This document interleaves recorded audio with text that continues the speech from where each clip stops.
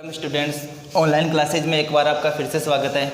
आज हम lesson number 15 पृथ्वी की संरचना मतलब इंटरनल स्ट्रक्चर मतलब आंतरिक संरचना पढ़ेंगे पृथ्वी की संरचना कैसी होती है, स्ट्रक्चर ऑफ अर्थ पृथ्वी की संरचना के बारे में बात करेंगे।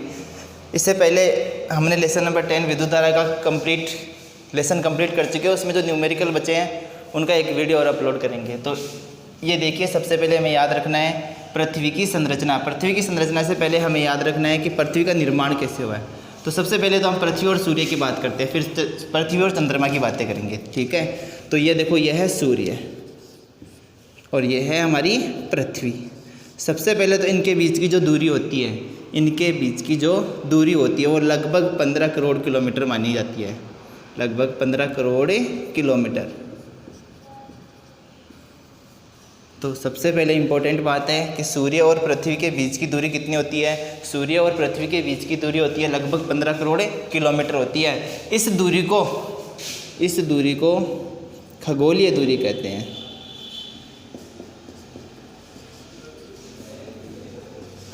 खगोल का मतलब क्या होता है ये भी बताएंगे। खगोलीय दूरी कहते हैं या इसको एक खगोल मात्रक कहते हैं। जो दूरी होती है उसको बोलते हैं एक खगोल मात्रक। सूर्य और पृथ्वी के बीच की जो दूरी होती है वो लगभग 15 करोड़ किलोमीटर है। इस दूरी को एक खगोल मात्रक भी कहते हैं। सबसे पहले इम्पोर्टेंट बात तो ये याद रखनी है कि सूर्य और पृथ्वी के बीच की दूरी लगभग कितनी होती है। फिर हमें पृथ्वी के बारे में याद रखना है। जो पृथ्वी है, ये पृथ्वी, 3 बातें याद रखनी है कि ये पृथ्वी एक तो अपने अक्ष पर घूर्णन करती है, अपने अक्ष पर घूर्णन करती है।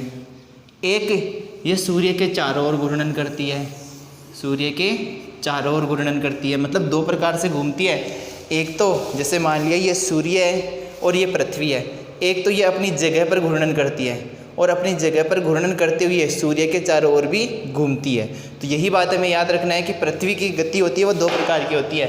एक तो होती है घूर्णन गति, जो अपने अक्ष पर गति होती है, उस अपने अक्ष पर घूमने वाली गति को कहते हैं घूर्णन गति, घूर्णन गति, ठीक है। और एक सूर्य के चारों ओर गति करती है। दूसरी बात याद रखनी है वृत्तीय गति, या जो सूर्य के चारों ओर वृत्ताकार पथ में गति करती है उसे कहते हैं वृत्तीय गति। तो दूसरी गति कौन सी होती है? सूर्य के चारों ओर। अब ये बात तो दोनों यहाँ से याद रखनी है कि एक बात और याद रखनी है, इंपॉर्टेंट बात है। जो पृथ्वी होती है वो अपने अक्ष पर 23.5 डिग्री अक्षांश पर झुकी हुई है। पृथ्वी अपने अक्ष पर 23.5 डिग्री अक्षांश पर झुकी हुई है, 23.5 डिग्री अक्षांश पर झुकी हुई है।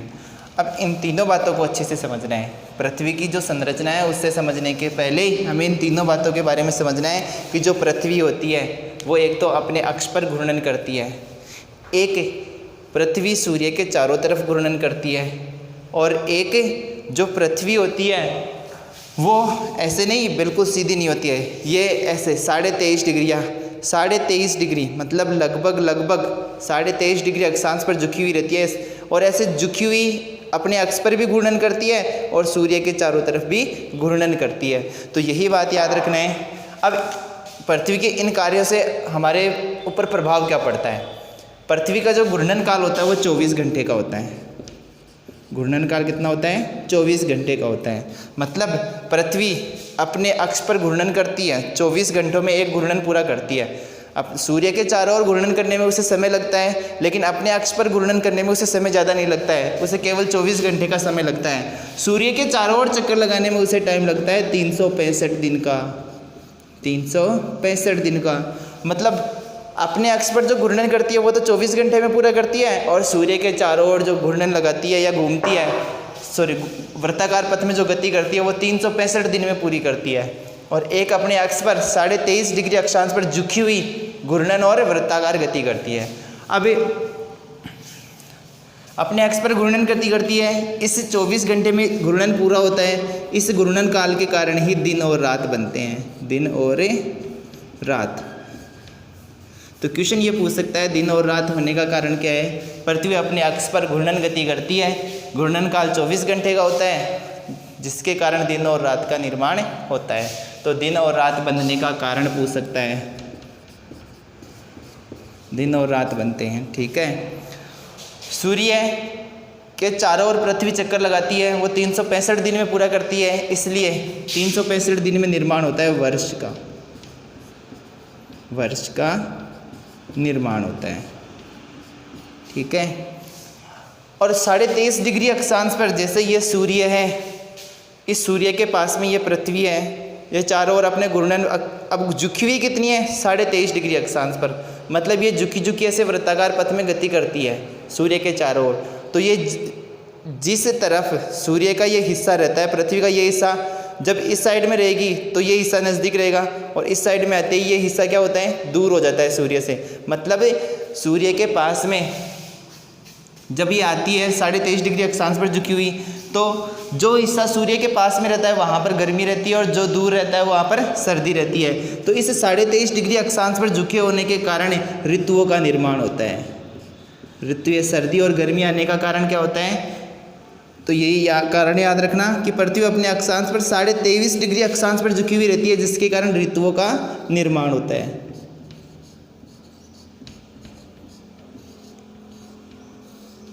क्वेश्चन पूछ सकता है, ऋतुओं के निर्माण या ऋतुएं बनने का कारण क्या होता है। पृथ्वी अपने अक्ष पर 23.5 डिग्री अक्षांश पर झुकी होती है, जिसके कारण ऋतुओं का निर्माण होता है। वर्ष बनने का कारण पृथ्वी सूर्य के चारों ओर एक चक्कर लगाने में 365 दिन का समय लेती है, इसलिए वर्ष का निर्माण होता है। और दिन और रात बनने का कारण पृथ्वी अपने अक्षांश पर ये घूर्णन गति करती है, अपने अक्ष पर घूमती रहती है, जिसके कारण निर्माण होता है दिन और रात का।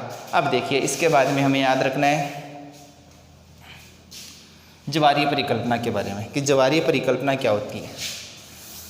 ग्रहों के निर्माण की जो ये कल्पना है उसे ज्वारीय परिकल्पना कहते हैं। तो देखते हैं अभी ज्वारीय परिकल्पना क्या होती है।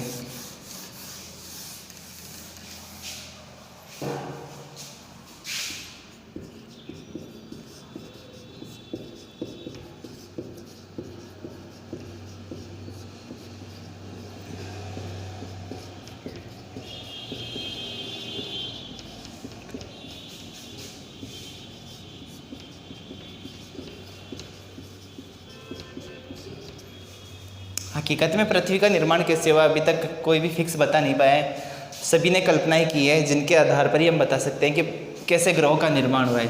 तो ज्वारीय परिकल्पना क्या होती है। ज्वारीय परिकल्पना में क्या बताया गया है कि ज्वारीय परिकल्पना में बताया गया कि जो पहले सूर्य था वो सूर्य विशाल गैसों का समूह था, विशाल गैसों का पिंड था।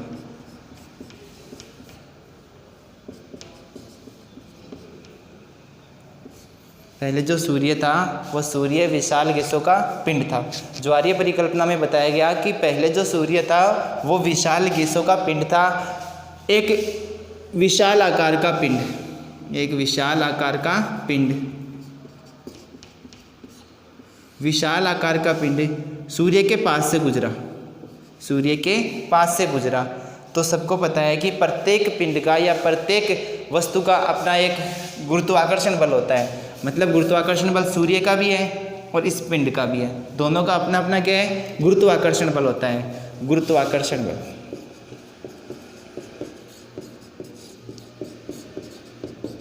किसे कहते हैं। गुरुत्वाकर्षण बल जैसे पृथ्वी है वो प्रत्येक वस्तु पर अपनी ओर खींचने का एक बल लगाती है। मतलब प्रत्येक पिंड का, प्रत्येक वस्तु का अपना एक अलग से गुरुत्वाकर्षण बल होता है, सभी वस्तुओं को अपनी ओर खींचने की क्षमता रखते हैं। तो देखो सबसे पहले याद रखना है कि जो सूर्य है वो विशाल गैसों का पिंड या समूह था। उस सूर्य के पास से एक विशालकाय पिंड निकला। कैसा पिंड गुजरा, विशालकाय पिंड इस सूर्य के समीप से गुजरा। तो सूर्य के समीप से गुजरा तो पिंड का भी अपना अलग से गुरुत्वाकर्षण बल था, सूर्य का भी अपना अलग से गुरुत्वाकर्षण बल था। तो पिंड के गुरुत्वाकर्षण बल ने क्या किया, सूर्य को अपनी ओर खींचा, सूर्य ने क्या किया, पिंड को अपनी ओर खींचा। तो जैसे ये विशालकाय पिंड, जैसे ही मानो यहाँ पर जैसे ये विशालकाय पिंड इस सूर्य के समीप से गुजरा, सूर्य के समीप से क्या हुआ, गुजरा। तो जैसे ही ये पिंड यहाँ पर आया तो इसके पिंड के गुरुत्वाकर्षण बल के कारण सूर्य का एक भाग उभर के बाहर आ गया, सूर्य का एक भाग क्या हुआ, उभर के आ गया। फिर क्या हुआ, पिंड तो अपने रास्ते चला गया, लेकिन सूर्य का जो उभरा हुआ भाग था, ये उभरा हुआ भाग बढ़ता चला गया। तो ये याद रखना है कि ज्वारीय परिकल्पना क्या होती है। ज्वारीय परिकल्पना के अनुसार सूर्य एक विशाल गैसों का समूह था। इस सूर्य के पास से एक विशालकाय पिंड गुजरा। विशालकाय पिंड गुजरा तो पिंड के गुरुत्वाकर्षण बल के कारण, पिंड के गुरुत्वाकर्षण बल के कारण सूर्य का बहुत सा भाग उभर कर बाहर आ गया। सूर्य का बहुत सा भाग क्या हुआ, उभर कर बाहर आ गया। ये ऐसे भाग बढ़ता गया, यह भाग क्या हुआ, ऐसे बढ़ता गया। और जैसे जैसे ये भाग बढ़ता गया तो अंत में क्या हुआ, ये सूर्य का जो ये भाग था बाहर उभरा हुआ, ये इससे अलग हो गया, इससे अलग हुआ। फिर ये भाग भी अलग अलग छोटे छोटे टुकड़ों में बदल गए, छोटे छोटे अलग अलग टुकड़ों में बदल गए।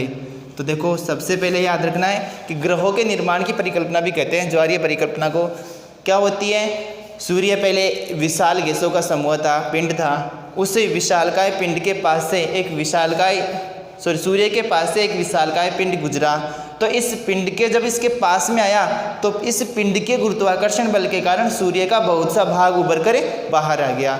इसे जब फिर क्या हुआ, पिंड तो अपने रास्ते चला गया, लेकिन ये उभरा हुआ जो भाग था वो टूटकर सूर्य से अलग हो गया।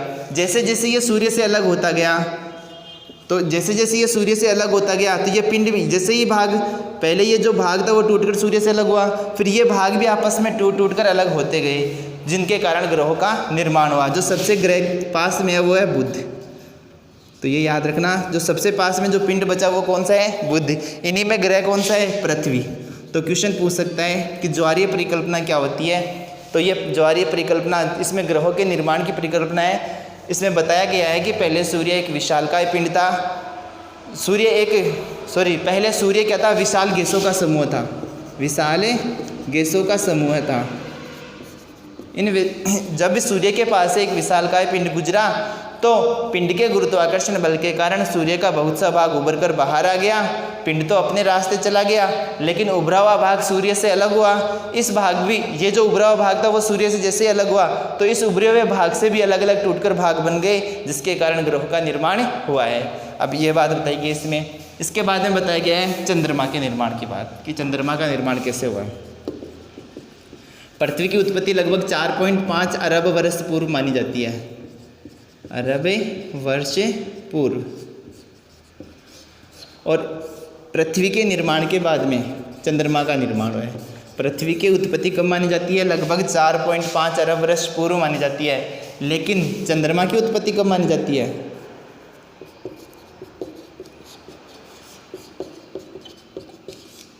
लगभग 4.4 अरब वर्ष पूर्व, लगभग 4.4 अरब वर्ष पूर्व। पृथ्वी की उत्पत्ति 4.5 अरब वर्ष पूर्व और चंद्रमा की उत्पत्ति 4.4 अरब वर्ष पूर्व मानी जाती है। एग्जैक्ट नहीं है, दोनों ही लगभग है। एग्जैक्ट किसी ने फिक्स नहीं बताया, लेकिन लगभग 4.5 अरब वर्ष पूर्व पृथ्वी की उत्पत्ति मानी जाती है और लगभग 4.4 अरब वर्ष पूर्व चंद्रमा की उत्पत्ति मानी जाती है। चंद्रमा की उत्पत्ति, पृथ्वी की उत्पत्ति किससे हुई, सूर्य से। चंद्रमा की उत्पत्ति किससे हुई, पृथ्वी से।